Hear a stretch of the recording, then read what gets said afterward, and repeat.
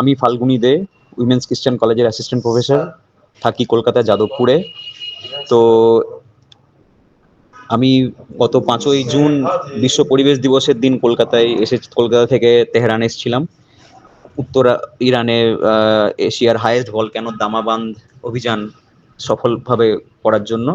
5,610 মিটারের একটা পিক, কিন্তু 5,200 পর্যন্ত ওঠার পর আমি দেখি প্রচণ্ড ঝড়, তুষার ঝড়, বৃষ্টিপাত এবং ব্লিজার্ড যাকে বলে আর কি। তো I was trapped in Blizzard actually. তো তার ফলে কি হলো, আমি নেমে আসতে বাধ্য হলাম। সো নেমে এলাম, তারপর আমার ফেরার টিকিট ছিল, কলকাতা ফেরার। তো যেদিন ফেরার টিকিট ছিল সেই দিনই ভোরবেলা আচমকা শুনতে পাই যে ইসরায়েল ইরানের উপর আক্রমণ করেছে। তো আমি তেহরানে তালেগানি এরিয়াতে একটা হোটেলে আছি, যেটা হচ্ছে আপনার মাসাদ হোটেল বলে। তো সেখানে আমি অন্যান্য কোনো ভারতীয় দেখতে পাইনি, আমি একমাত্র ভারতীয় সেখানে ছিলাম। অন্যান্য দেশের লোকজনও রয়েছে।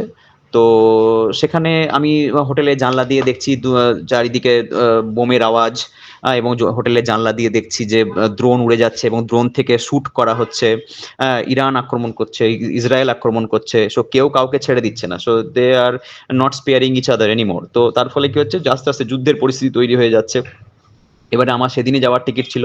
এবার সেই দিন থেকে পরপর টানা আমি আটকে গেলাম, আমি আর বেরোতে পারলাম না। Total air space of Iran was closed, flights cancelled across the world, there was a massacre.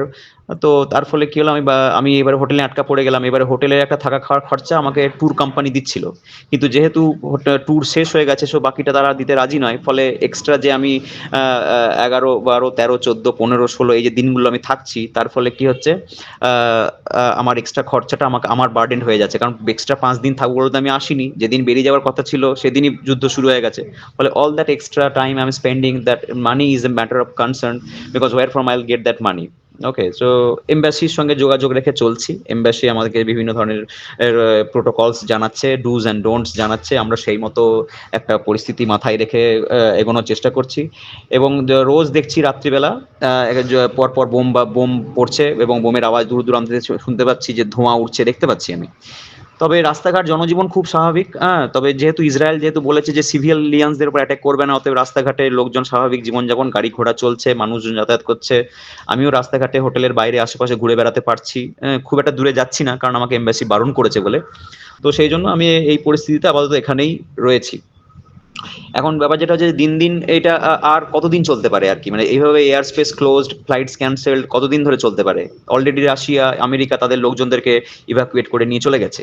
আমি ইন্ডিয়ান গভর্নমেন্টের কাছে অ্যাপিল করছিলাম যে তারা যদি, government of West Bengal also, যে তারা যদি আমাকে এখান থেকে ইভ্যাকুয়েট করানোর কোনো স্পেশাল প্ল্যান করতে পারে।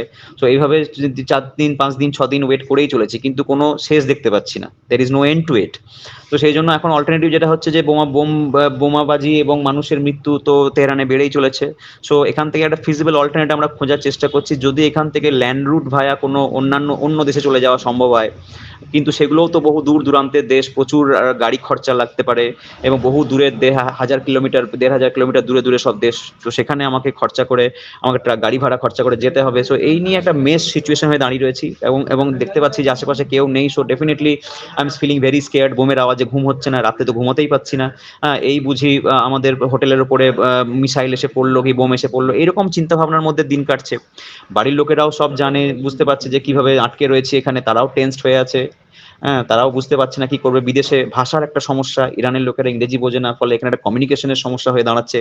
এরকম ভাবে একটা জটিল পরিস্থিতির মধ্যে দিয়ে রয়েছি, এবং একটা অস্থির সিচুয়েশনের মধ্যে দিয়ে রয়েছি।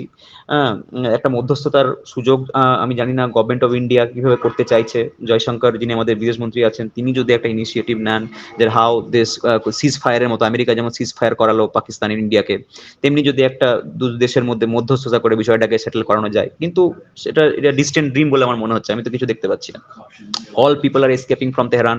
নাও we are also in connection with the embassy একটা ডেটাবেস তৈরি করার চেষ্টা করছে, কে কোথায় আছে। এখানে প্রায়, আমি যতদূর রেকর্ড জানলাম, প্রায় 10,000 ভারতীয় এখানে আটকে আছে, যার মধ্যে কাশ্মীর থেকে আসা 4,000 স্টুডেন্টও আছে। So there lot of people, যারা সবাই দেশে ফিরতে চাইছে।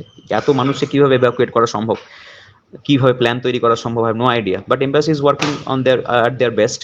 সো এই হচ্ছে সিচুয়েশন। তো আমরা এখন ল্যান্ড রুট একটা প্ল্যান করার চেষ্টা করছি। আশেপাশে যে টার্কি দেশ রয়েছে, আর্মেনিয়া রয়েছে, আজেরবাইজান রয়েছে, আফগানিস্তান, পাকিস্তান এই সকল দেশগুলো রয়েছে। তো কোন দেশের সঙ্গে আমাদের ডিপ্লোম্যাটিক রিলেশনশিপ কেমন আছে সেরকম ভাবে প্ল্যান করে প্রোটোকল বানিয়ে এবং paper work, lot of paper work is involved in it. So এইগুলো মিলিয়ে একটা সিচুয়েশন দাঁড়িয়ে আছে যেখান থেকে আমরা বিষয়টাকে বের করে আনার চেষ্টা করতে পারি আর কি। So we are planning for the best. Many of the people from across the country is calling me, journalists, media houses are calling me, but I'm not being able to take their calls because it is important me to take the important calls, like embassy is calling me, then in Indian Mountaineering Federation people are calling me, from my country officials are calling me. So this is how the things are mess right here. So long and so far I'm safe, এখানে অসুবিধা সেরকম কিছু হচ্ছে না। So long inside the hotel I am very safe. So this is how the current situation is. Bangla হান্টের আরও খবর দেখতে নজর রাখুন। বাংলা খবর মানেই বাংলা হান্ট।